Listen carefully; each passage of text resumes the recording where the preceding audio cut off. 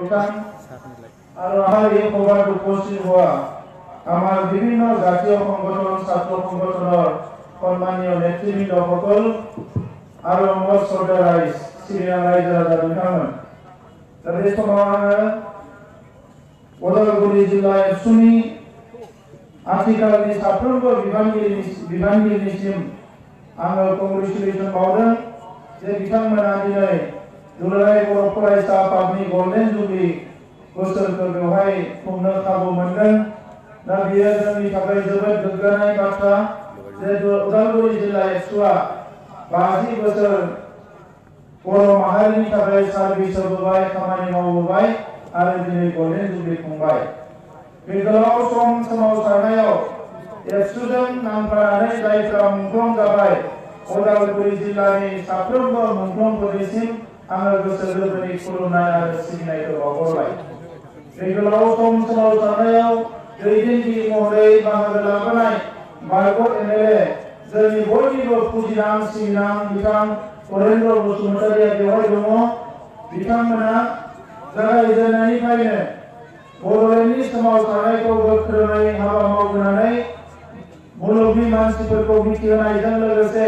जोंनि मोनथायखौ मोनफुंनायाव बिथांमोना बेसेबांबा गोब्राब खामानि मावनानै दिनै जाफुंसार जाहोनो हाबाय बिनि थाखाय बिथांनिसिम आं साबायखर बावबाय आरो बिथांनि जिउआ अराय गोजोन जाथों मोजां देहा लानानै थांना थानो हाथों बिनि थाखाय आं अबंलावरिनि खाथियाव आर'ज गाबबाय दा सिबिनां रायजोफोर बोथोरा जोबोद गुसुथार आं बारा गोलाव बुंनो सानाखै थांनाय गोबां बोसोर आङो गोलाव बाथ्राफोर बुंबोबाय हारि दानायनि बाथ्राफोरखौ लानानै माखासे जेंनाफोरखौ लानानै आरो दिनै बेवहाय जोंनि आथिखालनि एबसुनि आफादगिरि दिपेन बर' बिथाङा माहारिनि थांनाय थैनाय आथिखाल आरो इयुनखौ लानानै जोबोद गेबेङै बिथांनि मिशन आरो भिजन आरो एबसुनि मावनांगौ हाबाफारिनि सायाव गोबां बाथ्राफोर बुंलांबाय आरो जों बयबो खोनानानै जोबोद गोजोननाय मोनबाय दा मानगोनां रायजोफोर बर' हारिनि सिनस्रि होनना बुंब्ला बेयो जाबाय दुलाराय बर' फरायसा आफाद बे दुलाराय बर' फरायसा आफादा बर' हारियाव अराय सम थांनानै थानांगोन बे आफादा अराय सम गोख्रोङै हाबा मावनांगोन दिनै बेवहाय नन्देस्वर दैमारि बिथांनि मोनसे लिरबिदां आङो फरायदों एसे गुसुङै जे बिथांनि जि लिरबिदाङाव माने एबसुखौ सोंखारिनाय बाथ्राफोरखौ बिथाङा लिरदों जे थांनाय समाव बिथाङा बुंदों सोरबा एमएलएनि खाथियाव थांबा एबसुखौ सोंखारियो एमसिएलएनि खाथियाव थांबा एबसुखौ सोंखारियो सोरबा दल संगठननि नेताफोरनि खाथियाव थांबा एबसुखौ सोंखारियो सोरबा इन्टेलेक्टनि खाथियाव थांबा एबसुखौ सोंखारियो नाथाय रावबो मोजाङै बुंनो हाया जे बिथाङा मानो एबसुखौ गाज्रि मोनो मानो सोंखारियो रावबो मोजाङै बुंनो हाया एसे आगोलाव एबसुनि आफादगिरिया बुंदों बर' हारिनि गासैबो बिथिं ओरैबायदि मोनसेबो बिथिं गैया जेराव दुलाराय बर' फरायसा आफादा आखाइ होआब्लानो जाया जेरावबो दुलाराय बर' फरायसा आफादा आखाइ होनो गोनां जायो जौ जुवानिफ्राय लानानै हा हुनि नांलाय खमलायनिफ्राय लानानै लेखा मोननाय धोरोमनि दाङाबाजि जेसेबां हारियाव जेंना दङ गासैबो जेंनायाव दुलाराय बर' फरायसा आफादा आखाइ होबोदों थांनाय 50 बोसोराव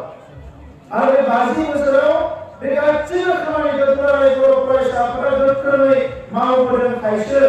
दिनै बर' हारिया नैबे थासारियाव फैनो हादों नङाबा जोंनि मेगन सिगाङावनो माखासे हारिफोर दङ मोजां राव रायो मोजां ड्रेस गानो बिथांमोनाबो दिनै नाथाय बिथांमोननि जि केरेक्टारिस्टिक्स हारि हिसाबै थांना थानायनि जि गुनफोर बिथांमोना लासैनो खोमानानै लाबोनो गोनां जादों नाथाय बर' हारिया दिनै गावनि गुनखौ लानानै थांना थानो हादों बिनि गुबै मोनसे जि बिग्रायखांनाय जांख्रिखांनाय बेखौ लाबोग्रा आफादानो जाबाय दुलाराय बर' फरायसा आफाद माहारियाव गोबां आफादफोर दङ बे आफादफोराव गावनि खामानिखौ मावो नाथाय बिथांमोना 10% मावोबा दुलाराय बर' फरायसा आफादा 80% मावो आरो आंनि जिउनि आधानिफ्राय बांसिन जिखिनि आंनि जिउआव गावनि बैसोआ जाबाय बिनि आधानिफ्राय बांसिन बैसोजों आं एबसुआव थानानै आं गासैखौबो नुजोबबाय मिथिबाय जे दुलाराय बर' फरायसा आफादा ओरैनो मख'नोल' एबसु होननाय मोनसे मुं नङा बियो हारि दानायनि मोनसे बेसेबां गिदिर फसंथान बे लैथोमायाव जाय दोबैगोन बिसोर मिथिगोन दुलाराय बर' फरायसा आफादा मा दा दुखुनांथाव दिनै एबसुआव खामानि मावलांग्रा मानसि साफा सानैफ्रा एबसुखौ सुथुर बायदि लायो, नाथाय एबसुखौ रावबो जेबो खालामनो हाया। दिनै आङो सरकाराव फैदों, गाबोन आं बबेबा मोनसे खोथा लानानै एबसुजों जुदि माबा मोनसे बाथ्रा दान्थे-बिदान्थे जानानै गाबोन जुदि आं सानोबा आं एबसुखौ थेर-बेथेर खालामगोन, आं खुनुदिन मावनो हानाय नङा। थांनाय सरकारा बे 20 बोसोराव बिथांमोना ओरैबायदि स्टेप लादोंमोन, मालाय हारिनि गासैबो फरायसा आफादनो, जातीय संगठनफोरनो थाखा फैसा होजोब, एबसुनो गरसेबो होनाङा, एबसुखौ मिटिं खुंनो होनाङा, गासैबो चेलेन्ज खालामनायनि उनावबो एबसुआ दिनै गोरोबथा खालामनानै मोजाङै मोनसे जारिमिन सोरजिबावनो हाबाय एनडिपिजों लोगोसे। दा नंखायनो रायजोफोर, बेयो जाबाय मोनसे फिल'सफि, बेयो जाबाय सानस्रि आरो सानथौ, आदर्श आरो नीति। मोनसे आफादा थांना थायो बेनि मिशन, भिजन, सानथौ आरो सानस्रिनि गेजेरजों। दा नंखायनो जायहा सानथौ सानस्रि गैया बे मानसियाबो आदां-गादां जायो। जायहा जिउआव थांखि गैया बे मानसिफ्रा बारा गोबाव मा होनो गावनि मावनांगौ खामानिफोरखौ मावलांनो हाया। दा नंखायनो बयनोबो थांखि नांगौ। आरो दुलाराय बर' फरायसा आफादाव बड'फा उपेन्द्रनाथ ब्रह्मआ आफादगिरि जानायनि उनाव एबा सिगाङाव जेफोर बाथ्राफोरखौ बुंलांबाय, जोंनि जाय गिबि सारिनि दैदेनगिरिफोर जायफोर जि लामाखौ दिन्थिलांबाय, बेजोंनो दिनै आगान सुरबोयैनो हारिनि खामानिखौबो मावदों आरो जौगानायनि खामानिखौबो मावदों। मानगोनां रायजोफोर, लिडारा फैगोन आरो थांगोन, मोजां मोजां खोथा बुंगोन, सोरबा बायदिसिना दिन्थि लामाफोरखौ दिन्थिगोन, नाथाय मोनसे हारिया गावहा मोनसे इमिउनिटि थायो। हारि हिसाबै थांना थानायाव बयबो हारिनो गावनि मोनसे इमिउनिटि नांगौ, जायजों गावहा थांनानै थानाय रेजिस्टेन्स नांगौ। आरो बे रेजिस्टेन्सखौ नांगौब्ला जोंनो माखासे गोख्रों माहारि आफाद नांगौ, जायनि खुनु मोनसे परिबेसावनो जाहाथे रावजोंबो कमप्रमाइज खालामा। दिनै नुनायाव एबसुखौ ओरैबायदि माखासे सानो, सोरबा कमप्रमाइज खालामसिगोन नामा, सोरजोंबा गंलायसिगोन नामा, मासिगोन नामा, थाङै जेब्ला खामानिया जायो अब्ला गावनो सोमोनांफैयो, नाथाय एबसुआ कमप्रमाइज खालामासै। आं 20 बोसोर आफादगिरि थानायाव जोंनिनो सोरबा बारग' दैदेनगिरिफोर, माखासे सानसुमैफोर गोबां समाव कुइसन खालामो, सोङो जे नैबे खामानिखौ मानो मावदों, नैबे खामानिखौ मानो मावाखै, ओरैबायदिसो खालामनांगौ। नाथाय एबसुआ गावनि मोनसे दिशा, डाइरेक्सन दङ, बेजोंनो थांबाय थायो आरो बेजोंनो थाङो। जोङो बेखौ गोनो गोथो जानो नाङा। बिश्वास बा जाय आफादा 50 बोसोर हारिखौ थगायबोआखै, बे आफादा थगायनो हानाय बेहा खुनु गोहो गैया। आं सिगाङावनो बुंदोंमोन, एबसुआव थानाय समाव रावबो एबसुखौ थगायनो हाया। सोरबा गाज्रि जादोंबा एबसुनिफ्राय ओंखारनानैसो गाज्रि जाहैदों आरो बेखौ एबसुआ गेरेन्टि लानो हाया। दा बिनि थाखायनो नाथाय बै मानसिफ्रासो दायित्व लानांगोन। आं दिनै 20 बोसोर गाहाम एबसुआव थाबोनानै हारिनि खोथाखौ जुदि बुजियाबा, हारि दानायनि बाथ्राखौ मिथियाबा, बिनि दायनिगिरिया एबसु नङा, आंसो जागोन। दा बेनिखायनो नैबे समाव साफा सानै मानसिफ्रा जेरैबायदि बानसावलाबायदों हारिनि, बे मानसिफ्रा गोनो गोथो जादों। गोनो गोथो जानो नाङा रायजोफोर। दिनै 21st सेन्चुरियाव गोनो गोथो जानायनि सम गैया। साइन्स आरो टेक्न'लजिया बेसेबांबा जौगालांबाय। जोङो दिनै बे LP school, ME school, high school, गामिनि लामानि थाखाय जोङो दरखास्त होनानै गोदाव सोराव जानो गोनां जादों। नाथाय गुबुन हारिफ्रा, मुलुगनि मानसिफ्रा अख्रां सायाव संसार जानायनि बाथ्रा सानबाय। टेक्न'लजिया बिराद जौगालांबाय। दा बेबायदि समाव जोङो लामा आन्दायनो नागिरनाय जादों। आरो जोङो सरकार दानायनि उनाव दिनै जोंखौ गिदों, बिजेपिजों मदद जागोन नामा, जिएसपिजों मदद जागोन नामा, नाथाय जोङो रावजोंबो मदद जानो थाखाय नङा। नैबे सरकाराव दिनै सिगाबो जोंनिनो, डिपुटि सिगाबो जोंनिनो, स्पिकाराबो जोंनिनो, मालायनि नङा, जोंनिनो। आरो बेफोरो साफा बिग्रायारि गोजा, रावबो बेखौ फद'नो हाया। गाबोन समफोर जुदि बेबायदि थासारि फैयोबा जों हारिनि गाज्रि मावनो गोनां जानाय, हारिखौ थगायनो जानाय,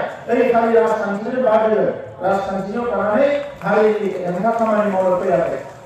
आरो जिखिनि खामानि मावगोन, जौ सेरेब लोंनानै नङा, हुजआव थानानै, सेन्सआव थानानै मावगोन। खुनु मोनसे खामानिखौ उल्टा फाल्टा मावनाय नङा रायजोफोर। दा ओंखायनो नैबे समाव गोबाङानो दिनै बुंदों, गामि दानख'नाय, माबा दानख'नाय बायदिसिना। दिनै मोनसे जारिमिनारि साक्सेसखौ मानो बुङाखै? थांनाय 20 बोसोराव जायफोरानोखि बर' खालामनानै गामि दानख'नांगौ, आलादा रायजो जानो नाङा होनना होखारहरदोंमोन, बे मानसिफोरखौसो दिनै जों आलादा रायजो बिग्रामफोरानो जोंजों थ्रोब सोनानै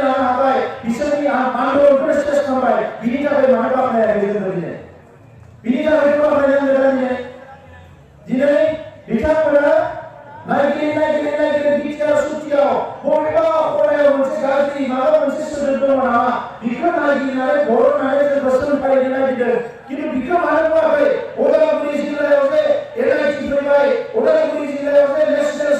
स्टेडियाम जागोन गंनै इउनिभारसिटि जागोन खेराइसालि जागोन बेफोर खोथाफोरखौ मानो बुङाखै बिथांमोनाथ' बेखौ मावनो हानांगौमोन ना दिनै मावनो हायाखै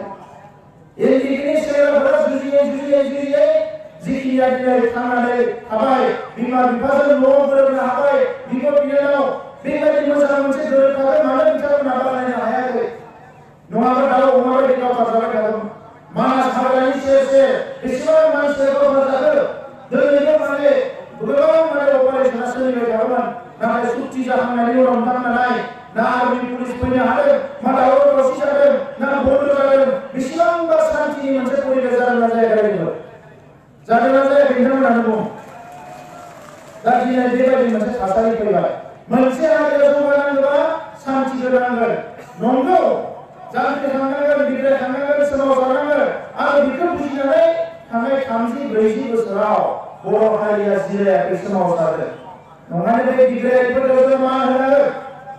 दिनै बै बिग्रायारिफोरखौ जों सिबिनांगोन बिथांमोना दिनै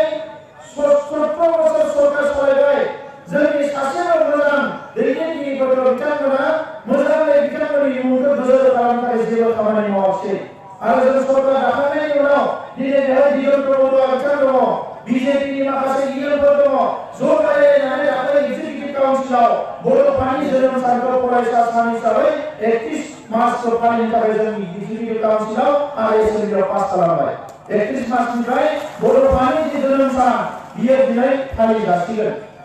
बिनि उनाव बाथौनि सान बिखौ फालिजाखायो ब्रह्मआ बुंदों जोंनि ब्रह्मनि सानखौ फालिनांगौ बैसागुआव जों ब्रह्मनिखौ नेक्स्ट एगजिकिउटिभ काउन्सिलाव पास खालामगोन ब्रह्मनिखौबो फालिगोन जोंनि हारिनि गासैबो जिफोर आखुथायफोर जोंनि रीति नीति कालचार समाजनि बेवहायनो थांना थानांगोन मुलुगनि जेरावबो थांना थाया आरो बिनि थाखाय जों खामानि मावनांगोन फरायसालि सोलोंथाइनि थाखाय एबसुआ बेसेबांबा आन्दलन खालामबाय सरकार मोनसे दङमोन थांनाय 17 बोसोराव स्कुलाव स्किल फार्निचार साप्लाय होनायनि नामाव 80% थाखाखौ जाजोबनानै थांबाय स्कुल लुनानै होलाङासै प्रभिन्सियेलाइज खालामासै मास्टार थिसनासै बेसेबांबा गाज्रि अबस्था स्कुल कलेजनि अबस्थाया दा ओंखायनो जोङो थि खालामदों देग्लाय बोसोरनिफ्रायनो जोंनि जिखिनि सोलोंथाइनि फैसा बियो साप्लाय नङा स्कुल न'फोरखौ मोजाङै लुनायनि थाखाय स्कुल इनफ्रास्ट्राक्चार थि खालामनायनि थाखाय जों बाहायगोन गुबुननि फैसाखौ दाना लानानै बांसिन स्कुलावनो बाहायनायनि गेजेरजों सोलोंथाइया गोग्गो जानांगोन दा बेजों लोगोसे हारिनि गुबुन बिथिंफोर दिनै जोंनि हारिमुवा मुलुगनि दरबाराव गायसनजानांगोन बिनि थाखायबो जों हाबा मावनांगोन लिडारफोरा थांनाय 17 बोसोराव आमेरिका लन्डन बेराय लाख थाखा गारबाय नाथाय जोंनि हारिमुखौ लाङासै दा ओंखायनो आं अफिसारफोरखौ बुंदों जोंहा खुनु फरेन गिदिंनायनि सक गैया नाथाय नोंथांमोना जोंनि हारिमुखौ लानानै थां लन्डन आमेरिकायाव दिन्थिहैथां जों फैसा हरगोन सरकारनिफ्राय जों फरेनाव गिदिंनायनि दरकार गैया जोंनि हारिमुखौ गोजौआव लांनांगोन राव थुनलाइखौ गोजौआव लांनांगोन लाइमोनफोरनो खामानि होनांगोन गोरिब गुन्द्राफोरनि थाखाय खामानि मावनांगोन बे गासैखौबो जोङो गथि मावलांनो थाखाय माखासे हाबाफारि लादों आरो बे थांनाय इलेक्सनाव फोसावनाय बायदिनो जोंनि 30টা যে ব্লক দङ जोंहा 33টা ব্লক मोनफ्रोमबो ব্লকआव আমার 30 ইলেকশনের আমি ঘোষণা করেছিল 33টা ব্লক আছে আমি ভিসি করিম কিন্তু ইচ্ছা প্রথমে 33টা ব্লকত আমি কাস্টম হায়ারিং সেন্টার ইয়াতে আনিব বিচাৰিছো কাস্টম হায়ারিং সেন্টারটো কি যে আমাৰ আজিকালি গাঁৱে ভূঞে আমাৰ যুৱকসকলে খেতি কৰিবলৈ ভাল নাপায় নাঙলটো ভালে নাপায় খেতি কৰিও ভাল নাপায় তো এই কাৰণে আমি ঠিক কৰিছো খেতি নকৰাৰ কাৰণে অৰ্থনীতি আমি পিছ পৰি গৈ আছে এই অৰ্থনীতিটো ঠিক কৰিব লাগিলে 80% মানুহ যেটো খেতি কৰে খেতিটো ভাল হ'ব লাগিব আৰু এই কাৰণে এই বছৰৰ প্ৰায় আমাৰ 33টা ব্লকত আমি কাস্টম হায়ারিং সেন্টাৰটো আনিব বিচাৰিছো তাত থাকিব ট্ৰেক্টৰ তাত থাকিব হাৰভেস্টাৰ ধান কাটা মেচিন আৰু তাত থাকিব ট্ৰান্সপ্লেন্টাৰ ধান ৰুৱা মেচিন ফ্ৰী পাব আপোনালোকে প্ৰত্যেকটো ব্লকত কমিটি গঠন কৰি দিয়া হ'ব আর এই কমিটিয়ে এইটো সম্ভালিব এইটো চাব মানে যে তাত মানুহ বিলাকে ট্ৰেক্টৰটো লৈ যায় খেতি কৰিব আৰু ধান ৰুব লাগে ধান ৰুব খালি আমাৰ খেতিয়কসকলে অলপ ট্ৰেইনিং ল'ব লাগিব এই ট্ৰেন্সপ্লেন্টাৰেদি ধান ৰুব লাগিলে অলপ মানে ট্ৰেইনিং ল'ব লাগিব এই কঠিয়াটো মাটিত দিব নোৱাৰে এইটো অলপ বেলেগকে দিব লাগে আমাৰ অৰ্থনীতিটো টনকিয়াল হ'ব লাগিব ইয়াৰ বাহিৰে আমি 20,000 সেলফ হেল্প গ্ৰুপৰ কাৰণে আঁচনি বনাই আছো এই সেলফ হেল্প গ্ৰুপখিনিক কেনেকৈ ট্ৰেইনিং দিয়া যায় ইয়াৰ কাৰণে ট্ৰেইনিঙৰ ব্যৱস্থা কৰিছো আমি সব ব্লকৰ পৰা পাঁচজন ডেকা ল'ৰা ছোৱালী শিক্ষিতসকলক ট্ৰেইনিং দিয়া হ'ব তেখেতসকলে যাই পেলাই সেলফ হেল্প গ্ৰুপক যাতে ট্ৰেইনিং দিব পাৰে আৰু ইকনমিক কাম কাজত ইনভলভ হ'ব পাৰে এইটো আমি ঠিক কৰিছো মহিলাসকলৰ কাৰণে যোৱা চৰকাৰখনে একো কাম নকৰিলে ইফালে যিটো মানে আমাৰ নমিনেটেড মেম্বাৰ পাব লাগে বিভিন্ন জনগোষ্ঠী সেইটোৱে নিদিলে কিন্তু এইবাৰ আমি নমিনেটেড মেম্বাৰ আমি লগে লগে দি দিছো আৰু মহিলাসকলৰ কাৰণে আমি ইতিমধ্যে ঘোষণা কৰিছো ভিচিডিসি ডিক্লেয়াৰ হোৱাৰ লগে লগে 33% মহিলাই আমাৰ অঞ্চলত ভিচিডিসিৰ মেম্বাৰ চেয়াৰম্যান এইবিলাক সব পাই যাব কাৰণ মহিলাবিলাক আগবাঢ়ি আহিব লাগিব আইজোফ্ৰা জৌগানাंगोन ओंखायनो आइजोफ्राबो रेडि जादों ओंखाम संनायल' नङा दायो राजखान्थियाव बाहागो लानांगोन रांखान्थियाव बाहागो लानांगोन मोनसे हारिया जौगानांगौबा हौवाफोर आरो माने आइजोफोर समान समान जौगालांनांगोन बिनि थाखाय जों थासारि दानांगोन এটা আমি পরিবেশ গড়িব লাগিব শিক্ষাৰ ক্ষেত্ৰত আমি ইতিমধ্যে ঠিক কৰিছো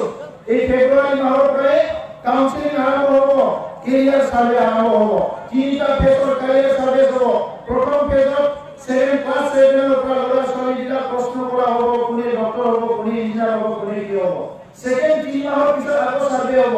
আৰু 3 মাহৰ পিছত সাৰ্ভে হ'ব তিনিবাৰ সাৰ্ভে যদি কোনোবা ল'ৰা এজনে কয় মই ইঞ্জিনিয়াৰ হ'ম তাক ইঞ্জিনিয়াৰ কৰাৰ কাৰণে সকলো সুবিধা চৰকাৰে ব্যৱস্থা কৰি দিয়া হ'ব কোনোবা যদি কয় মই ডক্টৰ হ'ম তাক ডক্টৰৰ কাৰণে ব্যৱস্থা কৰা হ'ব কোনোবা ল'ৰা বা ছোৱালী কয় যে মই ফুটবলাৰ হ'ম তাক ৱৰ্ল্ডৰ বেষ্ট ফুটবল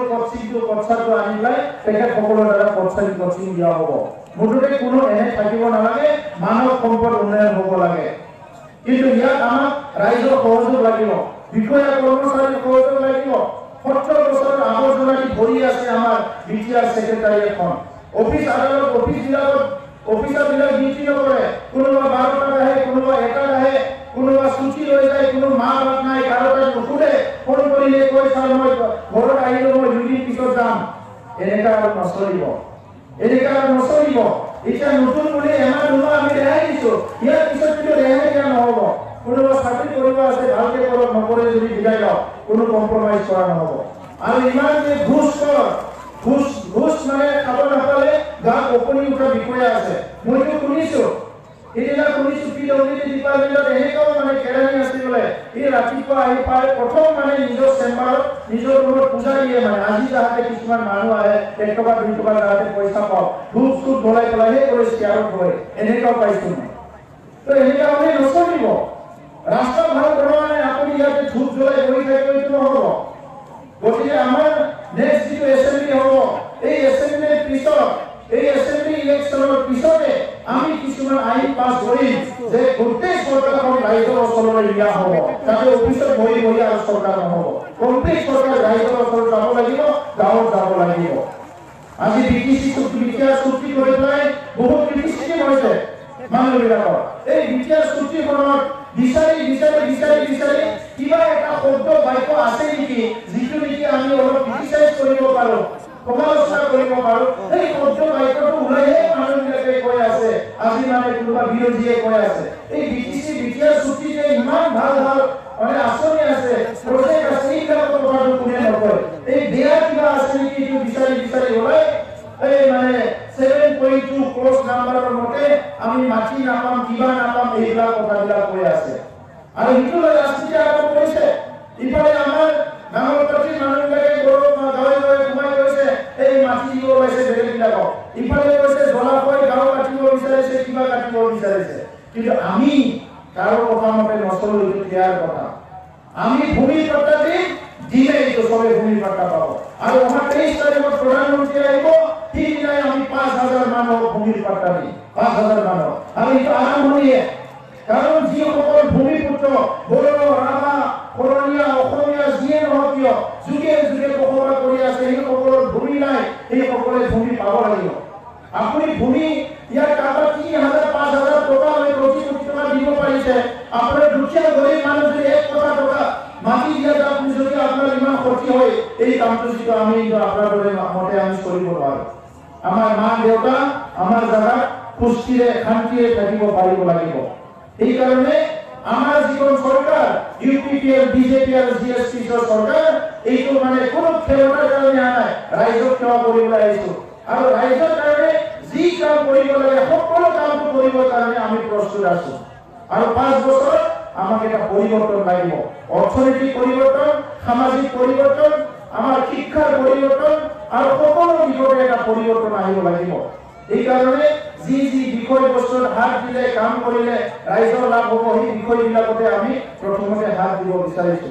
আপোনালোকে ভয়ংকৰ এটা সিচুৱেচন দেখিব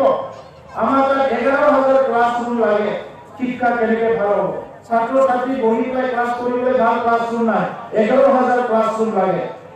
অঙ্গনবাড়ি সেন্টার অসমৰ ভাৰতত ভালে চলি আছে আমাৰ ইয়াত কিকুৰ খাদ্যবিলাক নাপায় 6,000 অঙ্গনবাড়ি সেন্টার লাগে 7,000 অঙ্গনবাড়ি সেন্টারের ভিতৰত মাত্ৰ 1,000 ঘৰ আছে বাকিখিনি ঘৰে নাই মানে কোনোবা এলপি স্কুলত ক'ৰবাত যাই ক্লাছ কৰিব লগা হয় এইবিলাক সব ঠিক কৰিব লাগিব আজি হেলথ ডিপাৰ্টমেন্টৰ অৱস্থা বহুত বেয়া ডক্টৰ আছে ডিউটি নকৰে ঔষধ পাতি সময়মতে নাপায় ক্যান্সার হয়েছে কিডনি বেমার হয়েছে পাথর হয়েছে হাজার হাজার মানুষের মানে বেমার এই কারণে হিদিনা আমি একটা ডিসিশন লইছো আমার হাতত ইমান টাকা পয়সা নাই তথাপিও কমসে কম আমার এই 2 মাহৰ ভিতৰত 1,000 হেলথ এৱাৰনেস ফ্ৰী ক্যাম্প হ'ব লাগে বুলি আমি ডিসিশন লইছো এটা সরকারের পৰা কৰা হ'ব হেলথ এৱাৰনেস ক্যাম্প ফ্ৰী যাতে আমাৰ মানুহবিলাকক উলাব পৰা যায় কার কি বেমাৰ আছে কার কি বেমাৰ নাই আৰু একৰ্ডিংলি আমি কিছুমান পলিচি ল'ব পৰা যায় এইকাৰণে সদা ৰাইজ মই দীঘলীয়া ক'ব বিচৰা নাই নিখিল বড়ো ছাত্ৰ সন্থাৰ লগত আমাৰ বহুত ছাত্ৰ সংগঠনে কাম কৰি আছে আমাৰ এই অঞ্চলত বহুত জাতি জনগোষ্ঠী সকলোৰ ছাত্ৰ সংগঠন আছে নিখিল বড়ো ছাত্ৰ সন্থাই বড়ো জনগোষ্ঠীৰ কাৰণে কাম কৰি আহিছে আৰু ইয়াৰ লগে লগে বিভিন্ন জনগোষ্ঠীৰ কাৰণেও তেখেতসকলে মাত মাতি আহিছে আমি মাত মাতি আহিছিলোঁ আৰু এইখিনি সময়ত আমাৰ চৰকাৰখনে যি দল সংগঠনে সমাজৰ দায়িত্ব লৈছে সমাজৰ কাম কৰিছে এইটো ছাত্ৰ সংগঠনে হওক বা সামাজিক সংগঠনে হওক বা ধৰ্মীয় সংগঠনে হওক সকলোকে সহায় কৰিবলৈ আমাৰ চৰকাৰে সাজু আছে जों बयखौबो हेल्प खालामनाय जागोन